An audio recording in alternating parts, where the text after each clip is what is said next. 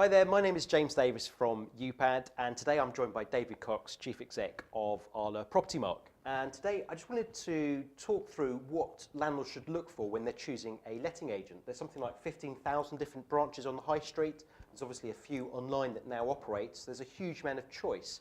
What would you recommend from a landlord's perspective they should look for when choosing an agent to let their property or indeed manage it? That's a very good question, because certainly some research that we've been doing recently, most landlords, most tenants think that we operate in a regulated market, agents are qualified, they are all professional.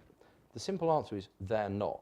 ARLA members are the closest there is to a regulated industry, and there is a two-tier market. Those that are members of professional bodies like UPAD, who are qualified, have client money protection, undertake regular training, independent auditing of their client account, and in the event that a regulated firm does go bust, their professional body, ARLA, will give the landlords and the tenants any money that has been stolen. Yeah, there's protection for, say, client monies, for example. Absolutely. But I think it is quite an odd marketplace where there's no regulation for tenants, landlords, or agents. And I think it's almost sort of buyer beware from a landlord's perspective of who they're choosing, and they should look for the marks, no pun there. Indeed. But I think on the ARLA Property Mark website, you can go on there and type in the name off the toolbar at the top of an agent you want to use to see if they're a member of ARLA, for example, and they have all the benefits that come with that.